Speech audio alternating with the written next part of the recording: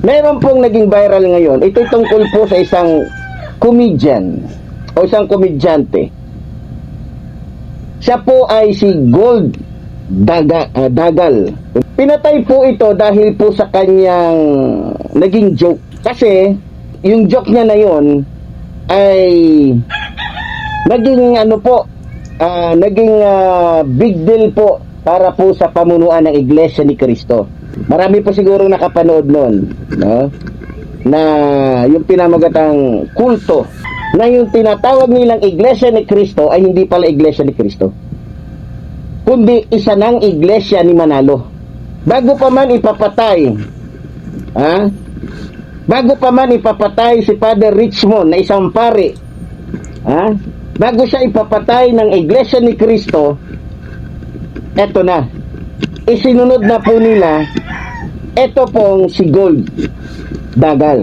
Bakit nila pinapatay si Gold Dagal samantalang joke lang naman yon? Bakit hindi nila pinapatay si Epifanio Labrador? Kasi hindi nila kaya. Nahihirapan sila. Ibig sabihin, yung pagpapapatay nila kay Gold Dagal ay isang mensahe.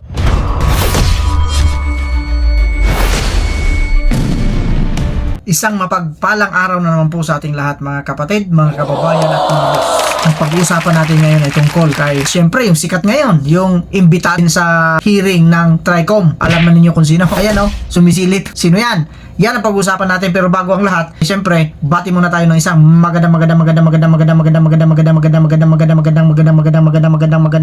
umaga po, Luzon, Visayas at Mindanao. Kamusta na po kayo? Nandito naman po ang inyong likod, Boss Rick, at siyempre pa sa mga kapatid natin, kababayan natin na nasa iba't ibang panig ng mundo. Magandang umaga, magandang tanghali, magandang hapon, magandang gabi po sa inyong lahat dyan. Sana po nasa mabuti kayong kalagayan. Kagaya ng sinabi natin dito, yung pag-uusapan natin ay tungkol dito sa taong imbitado sa hearing ng TRICOM na si Epifanio Labrador. Ito yung gagawa natin ng reaction. Pero bago yan, panoorin muna natin ang kanyang video. Siyempre, para magkaroon tayo ng reaction video dito, kailangan natin mapanood yung kanyang ginawa. Kaya, Labrador, pasok! Ayan, Luzon, Visayas, Mindanao, na lagi po natin nakakasama.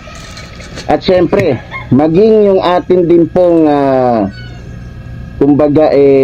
mga kapatid sa abroad na lagi po nating nakakapiling sa tuwing tayo po ay meron pong inilalabas na mga o ini-expose o mga binablog dito po sa ating programa. Maraming salamat po sa inyo. At syempre, maging yung ating pong minamahal na Pangulong Ferdinand Marcos Jr., maging ating minamahal po na House Speaker Martin Romualdez, at siyempre ang ating minamahal na First Lady Lisa Araneta Marcos. Okay. Sa araw pong ito, mga minamahal ko mga kababayan, napaka-importante po ng ating pag-uusapan ngayon. Ito hindi po tungkol kay Digongyo. Pero ito po ay may koneksyon kay Digongyo. No? Pero bagamat hindi siya pag-uusapan natin ngayon, tulad doon ng sinabi ko, ito'y tungkol din po sa mga krimen, karahasan, pagpapapatay na ginagawa ng isang reliyon, no? Alam naman siguro ninyo kung sino yung mga reliyon na binabanata natin dito. Isa na dyan yung KOGC na naging kakampi, kasabwat ni Rodrigo Roa Duterte sa kanyang mga illegal na gawain. So, maliban dyan, meron po tayong pinakamahigpit, pinakamatinding kalaban. Yung isang kilala na ma-impluwensyang reliyon, na kung saan ginagamit nila ang kanilang impluwensya, pera, koneksyon, para lamang po hindi lumabas o mapagtakpan po yung kanilang mga ginagawang krimen o mga kasalanan. Okay. Alam naman po siguro ninyo, sinadya ko po talaga mga kababayan na ihuli, magpahuli sa mga nagiging issue o sa mga nagiging viral na usapin. Dahil ayokong isipin ninyo na tayo po ay ginagawa na lamang natin business itong ating YouTube channel. Kung mapapansin nga ninyo, hindi tayo tulad ng ibang mga mga YouTuber dyan, 3 beses sa isang araw. Kaya din natin gawin yon. Kaya lang, tayo po ay naghahanap buhay. Minsan po, papakita ko po sa inyo kung ano po yung ginagawa natin. Ano? Hindi tayo nakapokus lang sa YouTube. Tayo po yung naghahanap buhay. No? So, meron pong naging viral ngayon. Ito'y tungkol po sa isang comedian o isang komedyante. Siya po ay si Gold Dagal. Kung hindi ako nagkakamali, Gold Dagal. No? So, pinatay po ito dahil po sa kanyang naging joke. Ito pong joke na to ay naging viral. Kasi yung joke niya na yon ay naging naging big deal po para po sa pamunuan ng Iglesia ni Cristo. Marami po siguro nakapanood noon, no? Na yung pinamagatang kulto. Yun. So, dahil nga po sa nakita nila na mukhang nasama sa joke ni Gold Dagal yung Iglesia ni Cristo na sinabing kulto, wala naman dapat ikagalit ang Iglesia ni Cristo kung tutuusin Pero kung sa bagay, magagalit talaga. Kasi nabubuking na yung tinatawag nilang Iglesia ni Cristo ay hindi pala Iglesia ni Cristo, kundi isa ng Iglesia ni Manalo, na kung saan maraming ginagawang secret. Maraming ginagawang secret na kung saan yung mga secret na ito, yung nilalaman ng secret na ito, nandoon na yung pakikipagsabuatan nila sa mga Duterte. Nandoon na yung pakikipagsabuatan nila sa mga masasamang gawain ng mga Duterte. At kung saan nandoon din yung kanilang mga masasamang gawain katulad ng pagpapapatay. Isa na po dyan yung nilabas po nating pari dito na pinapatay nila. At iba pa. Si Father Richmond, kung maalala ninyo mga minamahal ko mga kababayan, isa yon sa hindi nakaligtas. Bago pa man ipapatay si Father Richmond na isang pari, bago siya ipapatay ng Iglesia ni Cristo, eto na, isinunod na po nila eto pong si Gold Dagal. Bakit nila pinapatay si Gold Dagal samantalang joke lang naman yon? Bakit hindi nila pinapatay si Epifanio Labrador? Kasi hindi nila kaya. Nahihirapan sila.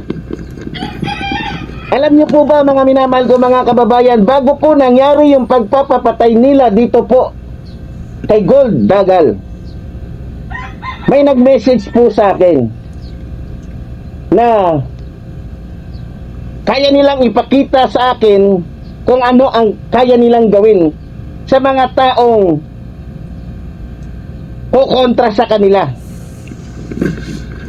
So, lumalabas po mga minamahal ko mga kababayan na kaya nila pinatay si Dagal o si Gold dahil sa gusto nilang ipakita sa akin kung ano ang magagawa nila o kaya nilang gawin sa mga taong magsasalita tungkol sa kanilang malakultong reliyon. Ibig sabihin,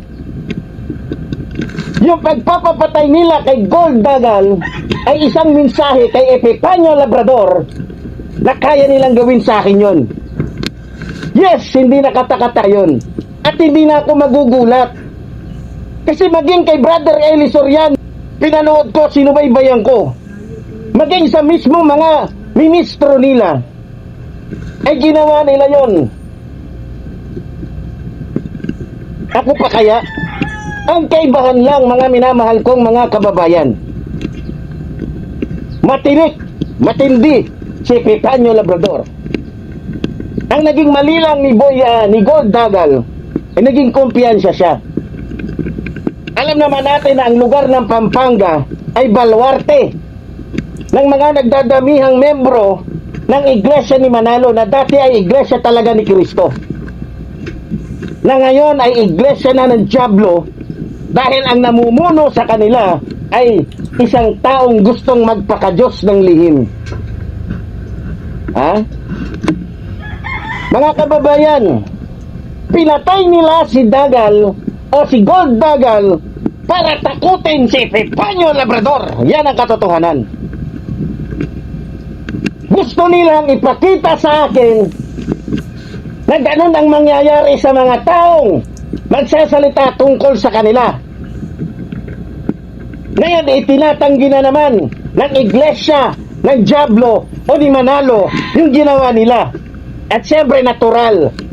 Gagamitin nila yung mga putang inang mga vloggers nila na hanggang ngayon ay nahe-hypnotize. At sasabihin nila, sinisira na naman daw yung kanilang pananampalataya, mga gago. Ha? Pananampalataya? Kasama ba sa pananampalataya ninyo ang magpapatay ng mga taong nagsasalita tungkol sa malakulto ninyong reliyon? Ha? Kahit anong gawin ninyo, lumalabas at nakikita ng sambayanang Pilipino kung gaano kayo ka-plastic. Kayo yung sinasabi sa Biblia na akala mo yung mga tupa pero mga lobo pala na anumang oras ay handang pumatay o kumitil ng mga taong gusto nila. Isang mensahe kay Epifanio Labrador, ginawa nilang instrumento o sample si Gold Dagal para lamang takutin si Epifanio Labrador. Pero isa lang ang masasabi ko, mga putang ina ninyo, lalong-lalo ka na Eduardo Manalo, putang ina mo ka. Ikaw mongoloid kang hayop ka. Hindi mo matatakot si Epifanio Labrador dahil lamang pinapatay mo si Gold Dagal. Gago! Isa kang demonyo at malagyablong pinuno ng isang reliyon na kulto. Sa tingin ninyo, kahit ilang Gold Dagal pa ang ipapatay ninyo, hindi ninyo matatakot si Epifanio Labrador. Ha? Kaya kayo mga vlogger, ako hindi na ako magtataka eh. Hindi na ako magtataka kung ating mahal na Pangulo nga eh, sinisira. Ngayon ko lang natuklasan na yung mga vlogger pala na naninira sa ating mahal na Pangulo, yung iba pala dyan, membro pala ng iglesia ni Manalo. So katuwang nila, kasama nila Digongyo na naninira sa ating mahal na Pangulo, yung mga vlogger na membro ng iglesia ni Manalo, hindi ni Kristo ha. May tulad ng sinabi ko, simula ng si Manalo, etong si Eduardo Manalo ang namuno sa tunay na iglesia ni Kristo, ngayon po ay naging tunay na iglesia ng dyablo na. Pagkatapos nating ma-high blood sa kanyang video, ito ngayon gagawa natin ng reaksyon. Talaga naman, tignan natin kung hanggang saan ang tapang nito. Invited na ito sa TRICOM hearing, pero tignan natin kung pupunta ba ito. Sa pagkakaalam ko, habang ginagawa natin itong video na ito, wala pang upload itong si Labrador. Anyari boss, eto na, gagawa natin ng reaksyon. Unang-una, narinig naman natin ang sinabi niya, paratang pa mo tungkol doon kay Gold Dagal. Sino raw nagpapatay, mga kapatid, mga kababayan? Tinuro niya mismo dito sa video niya na ang iglesia ni Kristo ang nagpapatay. Akalain ninyo, hindi natin alam. Hindi pa natin alam kung sino talagang salarin, pero sa kanya, alam niya na kung sino ang nagpapatay. Ito na may bagong Pilipinas ngayon. Paano? Sabi niya, ginagawa daw ito ng iglesia ni Kristo para takutin siya at hindi raw siya natatakot. Hindi ka natatakot. Pero bakit hanggang ngayon, nandyan ka pa rin sa bundok ng ina mo? Hindi ka pala natatakot eh, ba't nandiyan ka? Namundok ka. Gumamit na ng kurtina ito. Napasin niyo sa mga vlog niya nung nakaraan, walang kurtina, kitang-kitang nasa bundok siya. Ngayon, gumamit ng kurtina para ibig sabihin, nandun siya wala na siya sa bundok. Siya lang nakakaalam na wala siya sa bundok. Tanggalin mo na yung kurtina. Pati background mo, nilagyan mo na ng face mask eh. Hindi ka guys sa akin ang aliwalas ng background ko, di ba? Tingnan nyo naman. Sa background pa lang, panalo na tayo. May masasabi pa ba tayo rito? Puro mura ang sinasabi na high blood, halata na high blood. Akalain ninyo habang gumagawa ng vlog ito, pag ganun-ganon, natatakot sa sarili niyang multo.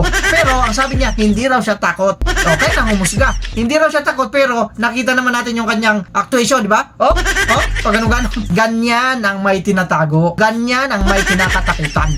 Kagaya sa atin, relax na relax tayo rito. Ang ganda na simoy ng hangin. Ang ganda, ang presko. Ang ganda ng tanawin dito. Tingnan mo nga, wala tayong kinatatakutan kasi wala naman tayong ginagawang masama. Di ba? Ang ginagawa natin dito, nagde-depend lang tayo sa sarili natin. Hindi tayo nagsisimula ng gulo. Ang dami niyang sinabi rito. Sa totoo lang, ang dami kong take note sa mga video niya eh. Ma-high blood lang ako eh. Buti na lang, uminom ako ng gamot ko eh. Ginagamit niya ngayon yung gold dagal na yan, tinuturo niya yung Iglesia ni Cristo na yun daw ang nagpapatay kay gold dagal na yan. Ito na sinasabi natin kasi dito eh, guilty feelings. Bakit? Kasi tinitira niya yung Iglesia ni Cristo eh. Natural magagalit kami sa'yo. Isa ako sa minura mo kaya. Tapos sasabihin mo, mga iglesia kami ni Manalo kasi masama kami magsalita. How about you? English yun. Anong klaseng iglesia ka? Pati pagkamatay ni Soriano, ikakarga mo pa sa Iglesia ni Cristo. Baka lahat ng mga namatay dyan sa inyo, ikarga mo na. Lahat. Pati yung mga ahas dyan, pusa, aso nakagaya mo, pusa, nakagaya mo din, mga ibon, ikarga mo na lahat sa Iglesia ni Cristo. Napansin ninyo? Kagaya ng sinabi ni Congressman Marcoleta, darating ang panahon na itong mga tao na ito magiging stupid. Stupid! Kanta yun eh. Ito yun. Doon ka maggaling-galingan ngayon sa Tricom. Pag nakarating ka doon, kung pupunta ka, doon may labas yung tapang mo. Ang tapang mo eh. Sasaludo ako sa'yo. Ngayon pa lang, sumasaludo na ako sa'yo pag pumunta ka doon. At sana yung actuation mo, kung paano ka mag-vlog, ganun din ang gawin mo doon sa Tricom. Ibang galit na galit ka, gusto mong manakit. Diba?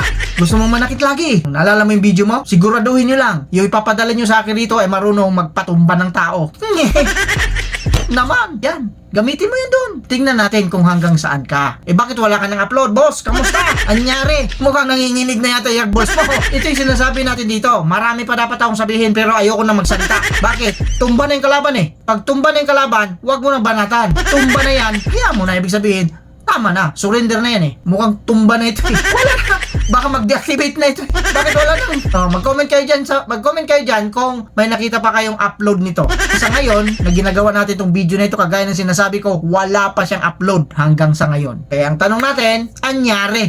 Alam nga naman, wala pa siyang nalalaman. Hindi niya pa alam yung mga nangyayari sa paligid-ligid. Updated ito. Tuwan-tuwa nga ito nung inaresto si dating Pangulong Digong. Tuwan-tuwa ito. May susunod pa. May isa pa tayong dito, pupulutanin. Yung kagaya din nito. Sa susunod ng mga video ko, tatalakayin natin yan. With that! Kagaya ng sinasabi natin dito. Maraming salamat po sa mga suporta ninyo. At huwag nyo naman kalimutan yung pulay-pula dyan na tumatalon. Pakipindot naman yan. Para naman dumami tayo rito. Mas marami, mas masaya. Kagaya ng sinasabi natin dito, mag-iingat tayong lahat. Pwera lang sa mga taong hindi nag-iingat.